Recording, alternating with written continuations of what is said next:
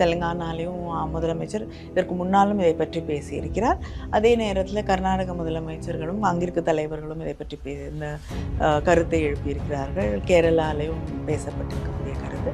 ஆனால் ஒருமித்த குரலாக ஒரு இடத்துல எல்லாரும் ஒன்றாக கூடி ஒரு ரெசல்யூஷன் பாஸ் பண்ணுறதோ இது எல்லாரையும் பாதிக்கக்கூடிய ஒன்று. நாங்கள் ஒன்றாக நின்று இதற்காக போராடுவோம் அப்படிங்கிற ஒரு நிலையை தான் அந்த கூட்டம் உருவாக்கி காட்டியிருக்கிறது.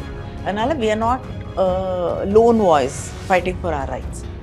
We are coming together to fight for our rights அப்படிங்கிற விதத்தில் இது டெஃபினட்டாக it's like இப்போ நீங்கள் தெலுங்கானா எடுத்துட்டிங்கன்னா ஆளும் கட்சியும் நம்முடைய முதலமைச்சர் மார்ச் 5ஆம் தேதி நடத்துகிற கூட்டத்திலையும் கூட்டணி கட்சிகளை கூப்பிட்டு மட்டும் நடத்தலை. எதிர்கட்சிகள் அதிமுக போன்ற எதிர்கட்சிகள் அணியில் இருக்கக்கூடிய அத்தனை இயக்கங்களையும் அழைத்துத்தான் ஒரு கூட்டம் நடத்தி தமிழ்நாட்டின் மீது அக்கறை இருக்கக்கூடிய, அதாவது அக்கறை இல்லாத பிஜேபி போன்றவர்கள் கலந்து கொள்ளவில்லை. ஆனால் அக்கறை இருக்கக்கூடிய அத்தனை பேரும் தமிழ்நாட்டு உரிமைகளின் மீது அக்கறை இருக்கக்கூடியவர்கள், குறைந்தபட்சம் அக்கறை இருக்கக்கூடியவர்களாவது அந்த கூட்டத்தில் கலந்து கொண்டு ஒரு தீர்மானத்தை நிறைவேற்றி தந்திருக்கிறார்கள்.